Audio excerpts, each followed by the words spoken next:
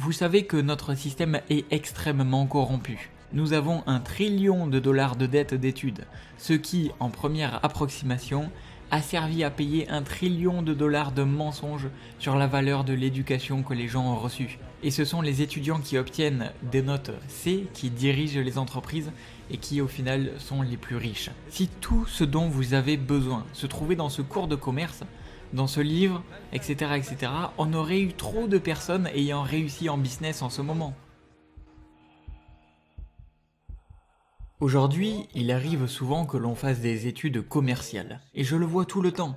Les enfants sortent des meilleures universités, comme Wharton, Harvard, Stanford et certaines des grandes écoles de commerce. Ils en sortent sans expérience pratique. Il y a tellement de cas où les études s'avèrent peu pratiques. Vous savez, nous demandons aux jeunes de 16 à 18 ans de prendre des décisions avec un crédit de 100 000 dollars lorsqu'ils vont à l'université et qu'ils n'y sont pas préparés. Ils ne savent pas dans quoi ils s'embarquent, ils supposent simplement que, ok, je vais payer 4 ans d'études à 25 000 dollars par an, et quand je sortirai de l'autre côté, je pourrai d'une manière ou d'une autre le rembourser. Et en réalité, ce n'est pas de cette manière que la vie fonctionne désormais. Il n'est même pas nécessaire d'avoir un diplôme universitaire. Je veux dire que si quelqu'un a obtenu un diplôme d'une grande université, cela peut être une indication qu'il sera capable de grandes choses, mais ce n'est pas nécessairement le cas.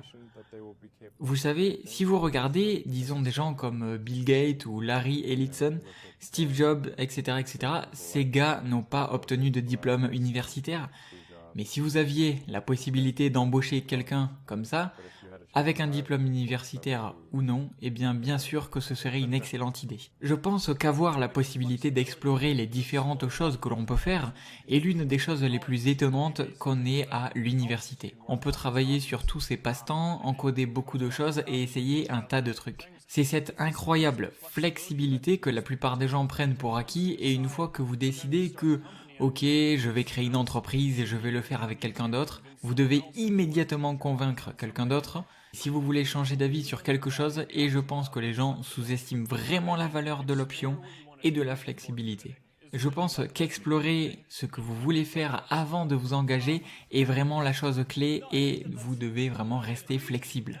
Je veux dire que c'est en fait assez drôle, comme vous le savez, si vous pensez à ce qu'est l'éducation, c'est un peu comme si vous téléchargiez des données et des algorithmes dans votre cerveau. C'est en fait incroyablement mauvais dans l'éducation conventionnelle parce que ce ne devrait pas être comme une grande tournée.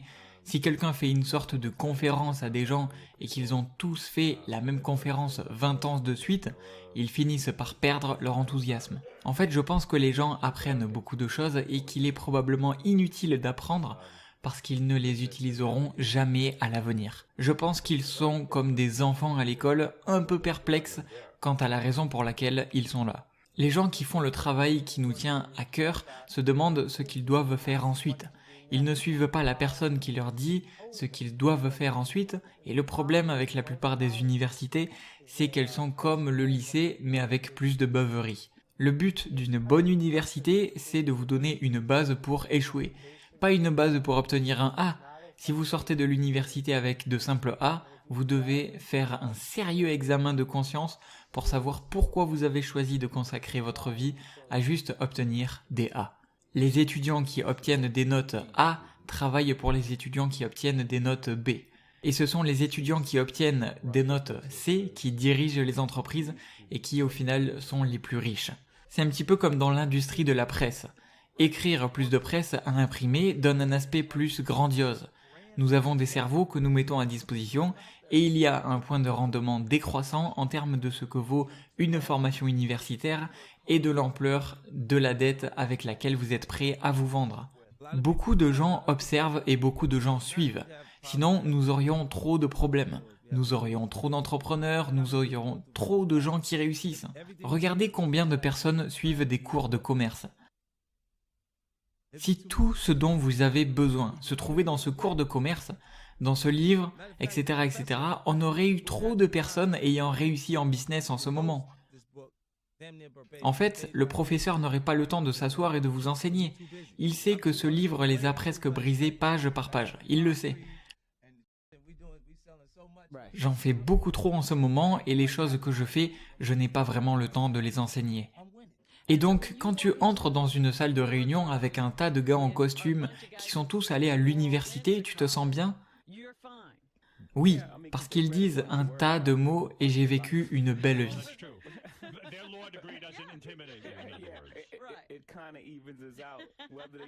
D'où vient cette estime de soi? Je veux dire que ma mère, avant tout, vit sa vie, comme vous le savez, dans des situations réelles et se trouve être une personne d'une grande intégrité et honnêteté.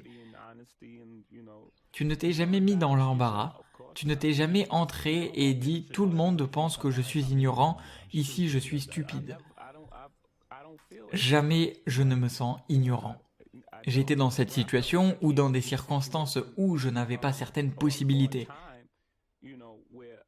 Si on m'en donnait l'occasion, je pourrais être Oprah, je pourrais être Bill Gates, je pourrais être Warren Buffett. D'après mon expérience dans les enfers, il y a peu de différence, voire aucune, entre une éducation commerciale très coûteuse et ce qui est disponible à un prix beaucoup plus bas.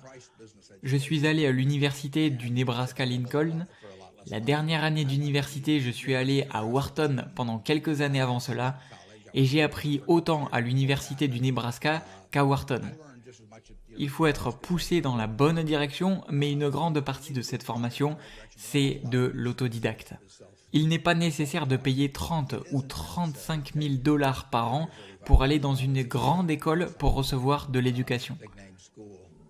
Je veux dire que si vous apprenez la comptabilité, qui est probablement le cours le plus important que vous suiviez dans les affaires, si vous apprenez à compter, vous apprenez aussi la comptabilité, et mon point de vue s'adresse aussi bien à vous qu'à Harvard. Je parierai là-dessus pour ne pas avoir de grosses factures à payer. L'éducation est très bonne pour former les gens à faire la même chose encore et encore, et je pense qu'on peut toujours se demander quelle est la nature du bien éducatif. Nous pouvons dire que c'est un bien d'investissement, et nous investissons dans l'avenir. On peut dire que c'est un bien de consommation, comme l'université est une fête de 4 ans. Je pense que la plupart des parents pensent en fait à une police d'assurance où l'on achète cette assurance de plus en plus chère pour que les étudiants ne passent pas entre les mailles du filet de notre société, et nous devrions nous poser de grandes questions sur le pourquoi de cette assurance. Les coûts ne cessent d'augmenter, et si vous étiez le président de Harvard ou de Stanford, si vous vouliez qu'une foule d'anciens étudiants de la faculté vous pourchasse et essaye de vous lyncher, vous devriez dire quelque chose comme ceci. Vous savez que nous vivons dans un monde beaucoup plus vaste et global, que nous offrons une excellente éducation à tout le monde et que nous allons doubler ou tripler nos inscriptions au cours des 15 à 20 prochaines années. Ils seraient tous furieux parce que la valeur des diplômes vient de cette exclusion massive et ce que vous dirigez vraiment est quelque chose comme une boîte de nuit Studio 54. Je déteste ça, je déteste l'école. Je déteste vraiment l'école généralement. Juste parce qu'il fallait suivre des instructions. Maintenant, je vous parie que c'est probablement aussi parce que je n'étais pas doué pour ça et que certaines personnes comme moi ont une grande mémoire conceptuelle et une terrible mémoire par cœur.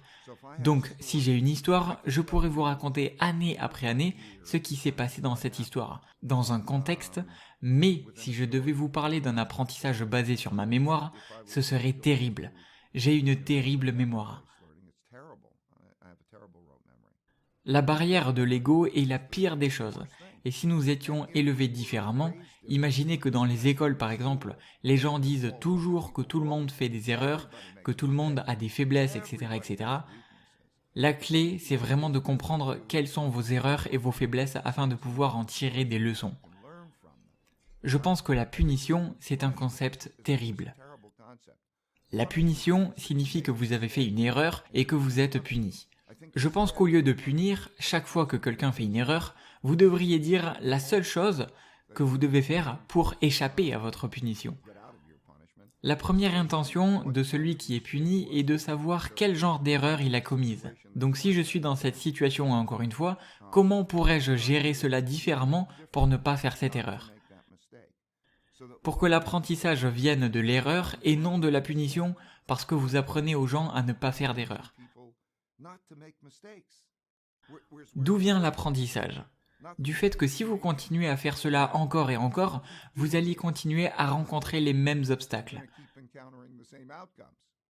Vous savez que notre système est extrêmement corrompu.